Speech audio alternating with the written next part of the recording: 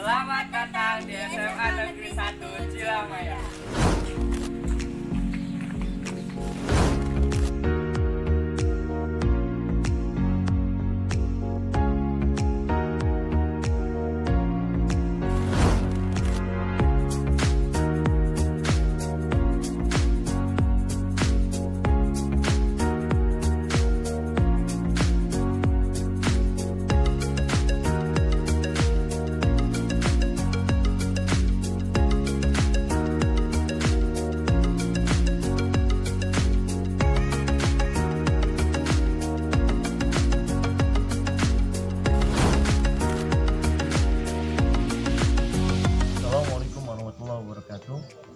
Seluruh siswa dan siswi SMA Negeri 1 Cilamaya, mobil khusus siswa-siswi baru yang alhamdulillah telah diterima di SMA kita tercinta, yaitu SMA Negeri 1 Cilamaya pada tahun ajaran 2020-2021.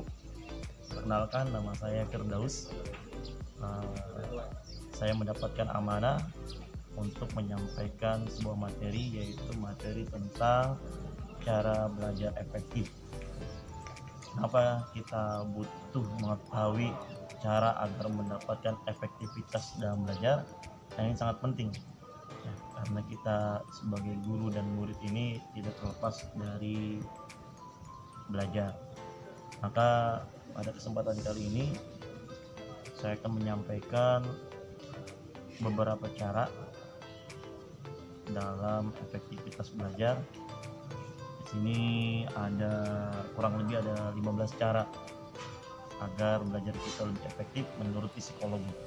Namun banyak kalau kita cari di media sosial atau kita cari di Google atau di internet, itu berbagai macam cara untuk meraih efektivitas belajar banyak. Namun di kesempatan ini saya akan menyampaikan 15 cara belajar efektif menurut psikologi. Ya. Memang pada hakikatnya setiap manusia ini memiliki kewajiban untuk belajar. Sejak kita dilahirkan sampai liang lahat, bahkan sampai Rasulullah sabdakan, "Utlubul ilma minal mahdi ilal lahir", tuntutlah ilmu dari buayan sampai liang lahat. Maka dengan dasar inilah kita ditekankan untuk terus belajar ya, karena memang pada hakikatnya belajar ini tidak mengenal usia ya. Maka pada kesempatan hari ini akan saya langsung sampaikan 15 cara belajar efektif. Yang pertama adalah rasakan kebutuhan untuk belajar. Apa maksudnya? Kita harus tanamkan pada diri kita bahwa belajar itu suatu kebutuhan. Maka cendekiawan katakan, apabila kita tidak mau lelah-lelah belajar, maka di kemudian hari kita harus siap menerima kesusahan karena kebodohan kita tidak mau belajar ya. Jadi kita harus butuh. Namanya orang butuh itu akan terus mencari apapun caranya agar belajar itu kita dapatkan, karena dari belajar inilah akan datang kepada kita ilmu-ilmu yang bermanfaat ya.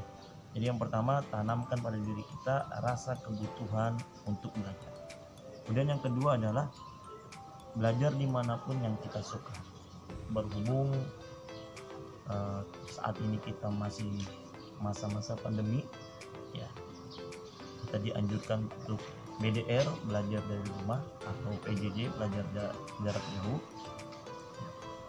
Kita cari tempat yang kita sukai di rumah kita ya. Baik di taman, yang rumahnya ada taman, silakan belajar di taman, berbaur dengan nuansa alam. Tapi yang pastinya jangan belajar di atas kasur. Kenapa? Karena kalau kita belajar di atas kasur, ujung-ujungnya kita akan tidur ya. Jadi belajar di tempat yang kondusif. Syukur-syukur kita belajar di tempat yang penerangannya bagus. Kenapa? Di samping kita lebih jelas dalam membacanya ya, dan menjaga kesehatan mata kita ya. Jangan sampai kita belajar tempat gelap yang kenapa? Satu, akan merusak kesehatan, yaitu kesehatan mata kita. Yang kedua, akan mendukung kita ngantuk atau bahkan bisa tertidur ya. Jadi cari tempat dimanapun yang kita suka di rumah kita. Itu yang kedua. Yang ketiga, cicil pelajaran sedikit demi sedikit. Apa maksudnya? Pasti dalam pemberian tugas oleh guru pada masa pandemi ini akan banyak yang kita dapatkan. Guru-guru pasti ada yang memberikan tugas bahkan lebih dari 3.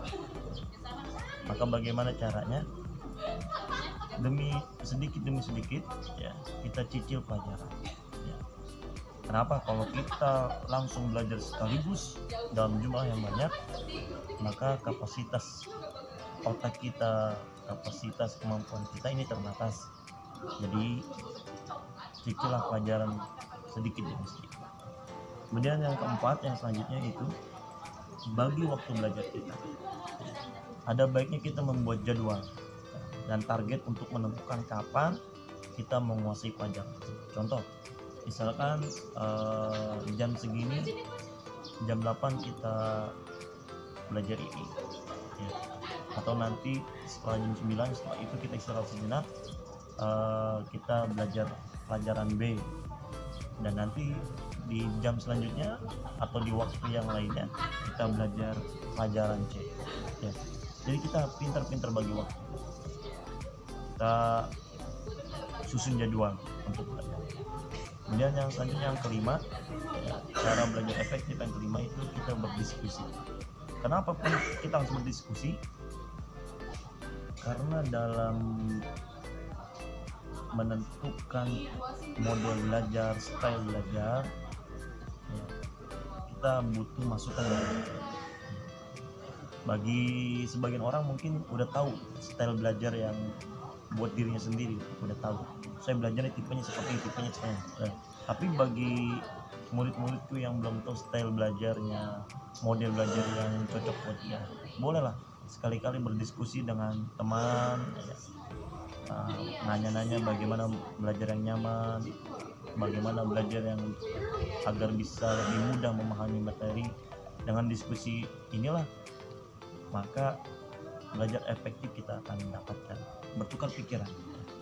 Kemudian cara selanjutnya itu yaitu cari cara yang membantu konsentrasi ya, berkaitan pada poin sebelumnya ya. Memang gaya belajar setiap orang berbeda-beda ya. Ada yang belajar butuh ditemani musik atau murotal Quran ya. Ada yang belajar modelnya dengan menyendiri, menjauhi keramaian ya. Maka dengan adanya metode kita ini, kita cari cara agar bisa lebih konsentrasi dalam memahami pelajaran ya. Kemudian yang selanjutnya adalah pahami, jangan hanya menghafal. Materi yang diberikan oleh guru, jika kita hafal secara keseluruhan, maka kita akan sulit. Namun kalau kita sudah memahami materi tersebut, maka lambat laun kita akan menghafal ya. Jadi kalau kita hanya menghafal tanpa memahami, ini akan sulit. Sekalipun kita mampu ya, ini hanya bertahan dalam jangka waktu yang sangat singkat ya.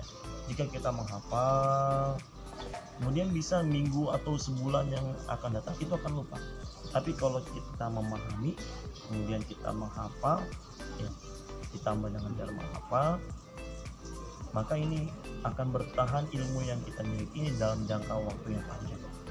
Nah memang kita belajar ini harus ya, untuk masa yang panjang, sehingga ilmu yang kita miliki, ilmu yang kita punya bisa kita amalkan, kita bisa berbagi dengan orang ya. Sekali lagi, cara yang ketujuh itu pahami ya, jangan hanya menghafal. Kemudian yang selanjutnya, cara yang ke-8 yaitu jangan malu bertanya.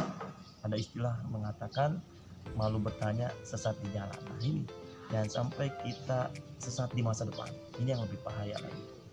Maka materi yang tidak kita pahami, tidak kita kuasai, tidak ada salahnya kita tanyakan, baik kepada orang tua ya, kalau orang tua sibuk kita tanya kepada saudara, ataupun bisa langsung bertanya kepada gurunya yang berkaitan ya. Saya yakin semua guru akan bangga, akan senang ketika ada muridnya mau bertanya. karena pertanyaan dari seorang murid kepada guru ini menunjukkan bahwa aktivitas kegiatan belajar seorang murid ini terlaksana. Jadi sekali lagi, jangan malu untuk bertanya. Ya. Jangan sampai kita malu bertanya sehingga kita tidak paham, malah salah paham. Ini yang berbahaya. Kemudian cara selanjutnya yang ke-9 adalah coba terus meski gagal. Apa maksudnya? Ketika kita mengalami kegagalan dalam belajar atau ketika materi yang kita sudah kita kuasai kemudian itu lupa, coba lagi, ulangi lagi. Karena memang ilmu itu butuh pengulangan. Sekelas profesor pun, sekelas dokter pun, sekelas orang pintar pun, ketika dia tidak mengulang ilmu-ilmunya, ini tidak menutup kemungkinan akan hilang darinya. Begitu pun saya juga. Nah, ketika ilmu yang saya pelajari kemudian tidak saya ulang-ulang, pasti itu akan ada yang hilang. Maka jangan pernah bosan untuk coba terus lagi ya, apa yang sudah kita paham. Apalagi sesuatu yang kita dapat ini, sesuatu yang sudah kita gali, sesuatu yang sudah kita cari, ini mengalami kegagalan. Jadikan kegagalan sebagai langkah pertama untuk menuju kesuksesan. Ya. Kemudian yang 10, cara efektif yang ke-10 adalah sukai mata pelajaran. Ini salah satu kunci kita bisa menguasai pelajaran itu dengan menyukai atau mencintai pelajaran tersebut. Ya. Sulit kita menguasai pelajaran kalau tidak ada rasa cinta pada pelajaran tersebut. Ubah mindset kita. Mungkin contoh kecil, pelajaran MTK itu agak sulit. Kita ubah mindset kita. Kita jadikan bahwasanya pelajaran MTK ada konten yang gampang. Mindset ini akan timbul ketika kita ada niat untuk mencintai pelajaran tersebut. Begitupun pelajaran-pelajaran yang lain. Kita belajar cinta. Karena dari cinta inilah akan menimbulkan semangat. Karena dengan cinta inilah akan hadir sebuah pengorbanan. Kita berkorban untuk belajar, berkorban untuk memahami, juga berkorban untuk mengamalkan ini. Cara yang ke-11 adalah manfaatkan fasilitas yang tersedia. Alhamdulillah, di zaman modern sekarang ini fasilitas belajar begitu banyak. Bukan hanya dari buku atau dari kumpulan soal dari sekolah, namun fasilitas belajar ini sudah banyak kita ketemui di internet, baik dari video, televisi, atau tayangan-tayangan edukatif yang lainnya. Maka terus manfaatkan fasilitas yang tersedia. Jangan sampai handphone atau gadget yang kita punya kita habiskan waktunya hanya untuk bermain game, ya bermain medsos, apalagi main TikTok. Aduh, jangan ya. Ini akan bahaya kepada kita ya, tapi kita jadikan handphone gadget yang kita punya ini sebagai menghasilkan manfaat ya, untuk diri kita dan orang lain, mobil khusus dalam rangka menunjang pembelajaran kita ya, agar mendapatkan efektivitas dalam belajar ya. Kemudian yang selanjutnya adalah membuat peta materi. Apa maksudnya ya? Materi yang sudah kita pahami coba kita tulis sedikit-sedikit ya.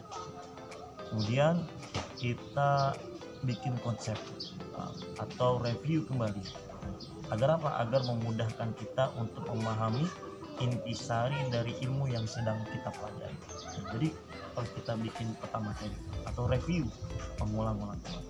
Kemudian yang terakhir, yang selanjutnya yang ke-13 ya, cara yang ke-13 itu buat kesimpulan. Pelajaran yang kita dapat ya, yang kita usahakan ya, ini kita coba buat kesimpulan ya. Dari kesimpulan inilah ketika kita sudah mampu membuat kesimpulan ya, maka kita pun akan mendapatkan ilmu tambahan ya. Dan kesimpulan yang kita buat ini akan mempermudah kita dalam menyampaikan pelajaran ilmu yang kita miliki ya. Jadi buat kesimpulan karena semakin bagus kesimpulan yang kita buat ya, maka maka dari situ kita bisa menilai, oh berarti belajar yang saya lakukan ini efektif ya. Yang belum terbiasa bikin kesimpulan, kita belajar dari sekarang ya, mumpung kita ada kesempatan belajar dari ya. Kemudian selanjutnya cara yang keempat adalah coba latihan soal. Nah, ini pelajaran-pelajaran eksak ini biasanya banyak latihan-latihan soal. Coba ketika ada materi kita kerjakan latihan-latihan soal. Kenapa? Karena latihan soal inilah yang akan menambah wawasan kita ya, yang akan menambah ilmu pengetahuan kita. Bahkan dari latihan soal atau ujian ini mampu memecahkan masalah dalam materi yang belum kita pahami ya. Jadi semakin banyak latihan yang kita kerjakan, maka semakin banyak kepahaman yang akan kita dapatkan. Yang terakhir ya, cara efektif yang terakhir yaitu berdoa kepada Allah Subhanahu wa taala ya, agar Allah mudahkan kita dan jangan lupa juga bukan hanya berdoa tapi minta doa juga kepada orang tua agar kita dijadikan oleh Allah Subhanahu wa taala melalui doanya orang tua menjadi orang yang sukses dunia akhirat, orang yang memberikan manfaat untuk bangsa, negara dan agama ya. Dan berdoa juga semoga kita diberikan kesehatan, keluarga kita dijaga, teman-teman sekolah kita dijaga, guru-guru sekolah kita dijaga kesehatannya Allah Subhanahu wa taala, dilindungi oleh Allah Subhanahu wa taala dan dijauhkan dari penyakit, wabil khusus dari wabah-wabah yang sedang terjadi pada saat ini. Dan terakhir saya tambahkan, samping berdoa ya, lengkapi hari kita dengan olahraga ya, untuk apa? Untuk menjaga stamina, untuk menambah antibodi kita sehingga kita bisa sehat lahir dan batin sesuai slogan Jawa Barat, yaitu Jabar Sehat Lahir Batin. Itu saja materi yang bisa sampaikan. Kurang lebih saya mohon maaf, mudah-mudahan ada manfaatnya. Saya tutup dengan alhamdulillah rabbil alamin. Kurang lebih saya mohon maaf. Assalamualaikum warahmatullahi wabarakatuh.